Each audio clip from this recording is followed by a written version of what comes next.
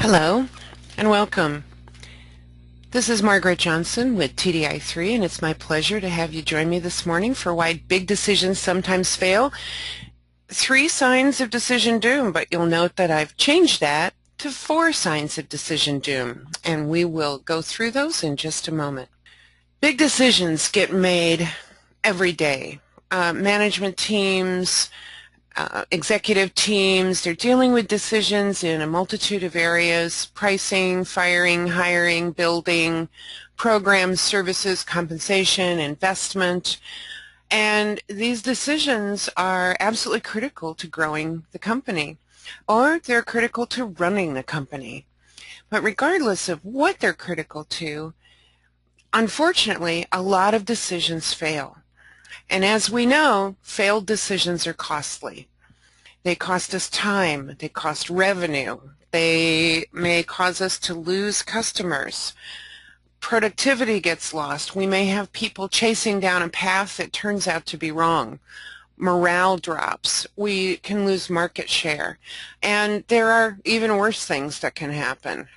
In fact, the Atlantic Monthly recently in May asked the big question: what's the worst business decision ever made? And here are a few examples.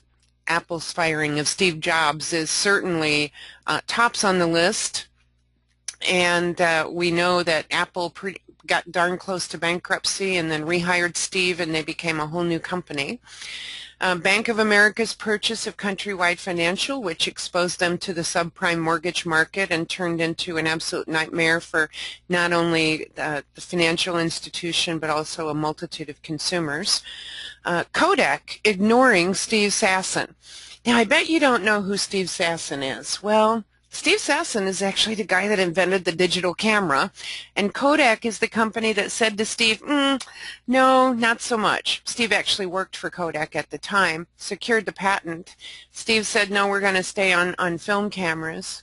Kodak said, we're going to stay on film cameras, and then they were almost overtaken completely by the digital camera revolution.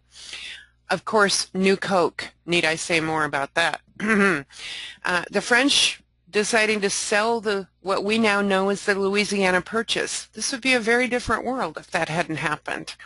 AOL's takeover of Time Warner, McDonald's sale of Chipotle. Now, I didn't even know that McDonald's owned Chipotle, and when I read that, I was flabbergasted because, of course, Chipotle is one of the fastest growing quick service restaurant chains in the country, in the United States right now, and maybe the world. And yeah, that didn't turn out so well for McDonald's. So these are big decisions that didn't do so well. So why do decisions sometimes fail? Well, I call this the last mile of innovation. Let's face it, most organizations haven't changed the way decisions get made in all time, right? Certainly in the last 100 years. What has changed is the level of information that different people are able to bring into a meeting. But what hasn't really changed is how teams synthesize that information, integrate that information, and understand thoroughly what the best decisions are based on the information they have and the information they don't have. So let's talk about the 4 main reasons why decisions fail. The first reason is outcome clarity. There simply isn't a clear understanding among the people who are on the decision-making team about what the outcome really needs to be. It's not specific, it's not explicitly agreed upon, and in many cases it's not even the real outcome. So let's talk about that for just a moment. An outcome might be that we want to raise revenue by 20%. Well, one person in the room might think we want to raise revenue by 20% by the end of next year. Somebody else might think by the end of this year. Somebody else might think we need to do it next month. We might have people in the room who understand the term revenue differently. So when we're not specific and we can't explicitly understand what those outcomes are, that is a huge barrier to the success of a decision. When it's not the real outcome, that also is a huge barrier, and I'll explain that in just a moment. Here's how we overcome outcome clarity. First of all, let's follow the why chain. Now, you may have heard me speak about the why chain before. Why are we making this decision? We need to understand exactly why we're making this decision. And when I say don't stop too soon, what that really means is when you're following the why chain, don't stop until you land on one of your critical measures for the business, typically called the key performance indicators or KPIs. The why chain is absolutely critical. So let me give you an example. A professional services firm is going through its annual planning process, and they're recognizing that they're going to have to do some substantial salary increases to the people who are billable. Well, if we do salary increases to the folks who are billable, we're no longer going to get our margin if we keep our rates the same. So we have a conversation and may try to make some decisions about changing rates. If we don't follow the why chain and understand why we're talking about changing rates, and I know this seems pretty simple, right? We're changing rates to ultimately secure profitability for the business. But we may have other ways in which we can secure profitability for the business without changing rates, or by changing rates only slightly versus by changing them extremely. We need to be explicit about the outcomes needed. So again, this is very, very specific. Raise revenue, which is defined as this, by 20% in this time frame. Very explicit, and ensure that everyone among the team agrees to that.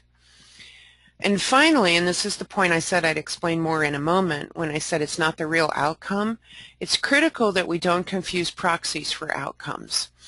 Now, a proxy is something that feels like an outcome, but it isn't really an outcome. And let me give you an example that I've used a number of times, but it really drives home the point. We need to increase our customer satisfaction rating. Well, why do we need to increase our customer satisfaction rating? If we don't explore the why chain on that point, what we can end up with is a decision to invest $1 million in customer satisfaction. We're going to give every customer a Ferrari. Well, giving every customer a Ferrari is certainly going to increase their customer satisfaction rating, but it's not going to achieve the true outcome, which is repeat business out of our existing customer base. So it's critical that we not confuse proxies for outcomes and that we understand how increasing the customer satisfaction rating will ultimately help us achieve the correct outcome, which is increased revenue for the business. Now, I'm telling you example outcomes. The actual KPIs in your organization may be different, but the critical measures for the business are where these outcomes really need to land and what they ultimately need to influence. Number 2, outside influences. This is a huge barrier to decision success. People are not good at considering outside influences nor understanding outside influences and understanding the risk that they represent. So when I talk about outside influences, let's go back to that professional services firm who is thinking about raising its rates. The critical piece there, outside influences, certainly are prevailing wage information or market salary information that we're going to need to pay those resources. We also have an outside influence of what our competitors are doing. So whether we're in professional services or we're in manufacturing, anytime we look at, for example, changing price, we need to also consider the influence of the market and what's happening outside of our organization to really understand how that melds with the decisions that we make to allow us to achieve our outcomes. So how do we overcome this? Well, first of all, we consider our outside influences based on the outcomes that they influence. So if we're talking about revenue for the business or profitability for the business, and there are things that outside the organization that influence that, like competitor moves, like competitor market share, like new products, but also things like taxes, again, market salary information, that sort of thing. We consider those in light of the outcomes. And we list our outside influences so that we can really, as a team, understand what they are and begin the process of understanding how they impact us as an organization and how they impact the decision that we're trying to make. Gather information, whether we go to publicly available data, whether we do some market analysis, if we need to see what our competitor rates are, if we need to see, monitor how our competitors are pricing their product, if we need to understand where our competitors are manufacturing their product or who they're using as a supplier. Those pieces of information are critical to gather in understanding these outside influences. And we can make assumptions based on those outside influences as well. For example, we might make a decision based on the idea that our competitor is not going to change their price by more than 5%. And that assumption then becomes part of our decision process. And finally, we need to track and monitor our assumptions. When we make assumptions and then reality proves to be different, we need the ability to take reality, put it back into the decision process, and make modifications to our decisions based on what's really happened. This is key. If we're not tracking and monitoring, we're not going to be agile in response to what's going on in the marketplace or outside of our own organization. So many decisions are very inward focused. It's all about us. It's all about what our organization is doing. It's all about our team. And in reality, it's not all about us. Here's a great example, BlackBerry, who got caught a little flat-footed with the advent of the iPhone and some of the touchscreen innovations that have taken place. And while they're gathering steam apparently once again, they weren't making enough assumptions about what was going on in the outside world, and they weren't monitoring what was going on with their competitors to understand how it would influence the decisions that they needed to make today. Number 3, what happens if we do this? This is a question that needs to be answered by everyone. We need to understand if this decision gets made, not only how does it impact that decision space, but how does it impact all the adjacent groups, adjacent departments, customers, employees, all of the stakeholders in the picture. We need to understand how those folks are going to be impacted. If we don't understand that, if we don't get that question answered by everyone, then we fall prey to unintended consequences. And the unintended consequences can be severe. We may make a decision to raise rates, but the unintended consequence might be that the customers we thought were loyal are now going to shop on rate, as an example. How do we overcome this one? Well, first of all, in the very simplest form, create a checklist. How is this going to impact? And create a checklist, right? Customers, employees, sales, marketing, finance, operations, etc. And really think through if these decisions are going to impact all of these different stakeholder groups. This is a great place to leverage analytics. Again, back to a price conversation. If we're looking to change the price of our product, well, how did the market respond last time we did that? Did sales go up? Did sales stay flat? Did sales go down? Did they go down and then bounce back 30 or 60 days later? Analytics on what's happened in the past are a great way to understand the potential consequences for the decisions that we've made today. and draw out those relationships, whether you're doing it on a whiteboard or you're using it, a piece of software to do it. Draw the relationships out so that we clearly understand what happens and what can happen if we make this decision today. Number 4, and this is the bonus one. When I said there were 3, there are actually 4. And the 4th one is there aren't any feedback loops. We implement a decision, but we don't put in place feedback loops. Now, we've all seen it happen. We make a decision today, and we assume that everything's happening properly, and we revisit the decision at the end of the year potentially, or 6 months from now, and we find out that the decision really didn't work. We put it on the shelf, we assumed it was going to work, it didn't work. Feedback loops are critical. A decision is a living, breathing thing. It is not an event, it's a process.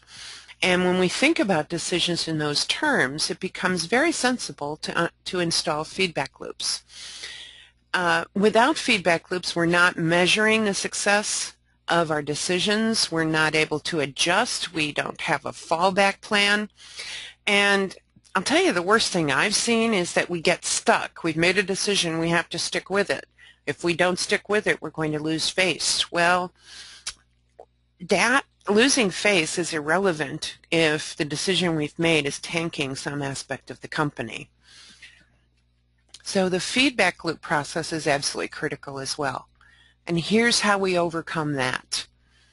We monitor those outcomes, and we see how all of our influences, inside and outside, are impacting those outcomes.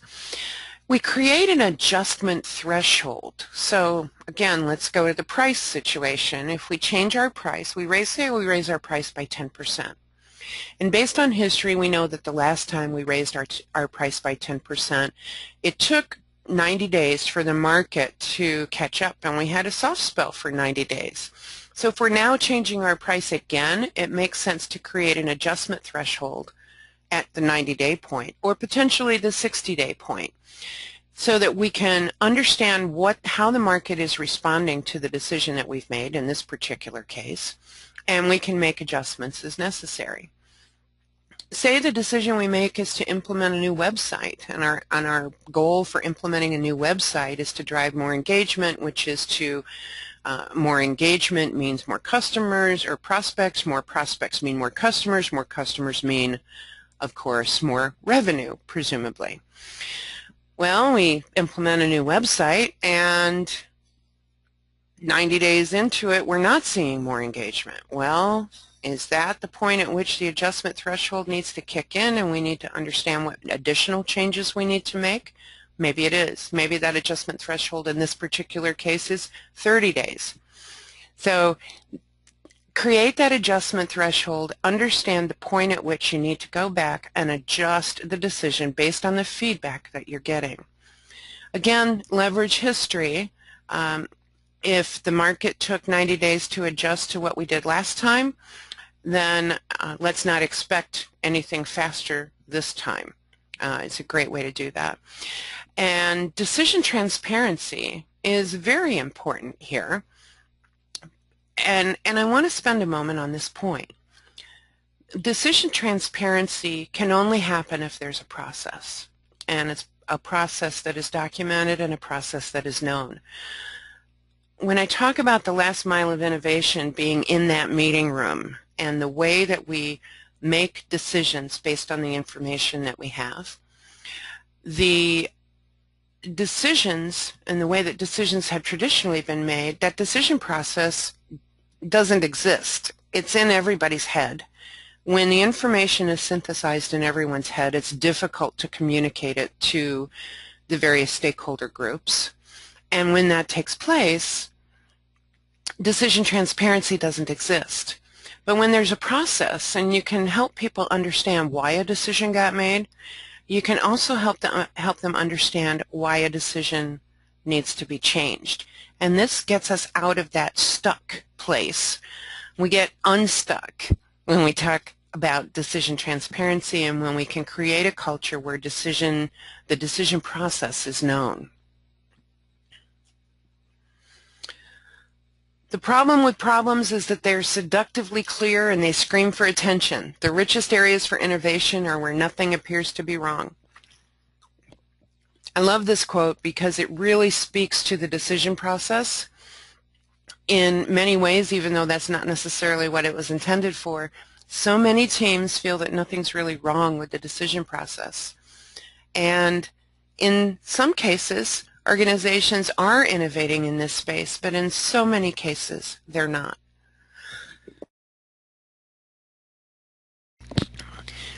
So a few cautionary notes. Some executive teams, many executive teams perhaps, don't have patience for rigor. They don't have the patience to implement a process. And that is a difficult thing to overcome. But the process needs to exist. I expect that at one point there were a lot of project managers who didn't have patience for rigor either. But now if you look up rigor in the dictionary, there's a picture of a project manager sitting there. And I have a lot of friends who are project managers and have the utmost respect for that. But at one time that was a very disorganized space as well, right? We're not tracking decisions accurately or adequately in our team meetings. When we make a decision, it's not being tracked. The action plan sometimes isn't being built. The accountability sometimes isn't being assigned. And when we don't track things, it's very difficult for us to go back and remake decisions if we need to. We remember success. We remember when we made the right decision, but we don't remember very often when we made the wrong decision, and we don't record our lessons learned. This is critical. We have to get these things on the table and get these things done. And implementing a decision process can overcome these challenges as well. So let's develop that process. Create outcome clarity. Understand clearly what the real outcomes that we're driving for are and how the decisions that we make influence our outcomes. And oh, by the way, when we start with the outcome that we want to achieve, sometimes the decision that we think we need to make going in isn't the decision that we ultimately make coming out. When we start with the outcome, we can open our minds to other ways to achieve. And so instead of a decision becoming more of a justification about why we're doing things, it becomes a process about how we achieve things. Consider those outside influences, as I said. Understand the consequences, both the positive consequences and the potential negative consequences, and of course unintended consequences, and install feedback loops. The feedback loops are critical as, again, a decision is a process, not an event. Let me explain this diagram just a little bit. We start with our outcomes, and actually let me start at the outside here. Our outside influences that come in and work with our or impact our outcomes. Then the decisions or the inside influences that impact our outcomes. Then the confluence. How do outside influences and our decisions combine to create the outcomes we desire? And finally, right dead in the center, outcomes. Consequences can occur all through this little concentric circle diagram, and the feedback looping has to monitor and measure all of these areas. So for example, not only might outside influences change, but the confluence of outside influences and decisions might not be what we originally thought it was. And so when we think about confluence, think about calculations, right? Think about things like salaries we need to pay our people, times number of hours they might be able to work, times our decision about what price to charge for their services, to go back to my professional services example. When we think about all these things together, that becomes a decision process. Whether we're using software to do this or whether we're drawing it out on a whiteboard, it's absolutely critical that we get to the point where this process takes over so that we can have a better shot at creating very successful decisions. For more information, our upcoming events are on TDI3.org. Recorded webinars and presentations are on our YouTube channel, and we will have this presentation up hopefully by the end of the day. And I invite you to follow us on Twitter at TDI3.org or at DecisionNut, which is my Twitter account. You'd be very welcome. And with that, I want to thank you for being with me today. It's been terrific having you. I see that we had people in from all over the world, and that's very exciting. And if you have questions, don't hesitate to reach out to me. Appreciate your attention this morning, and I look forward to our next conversation.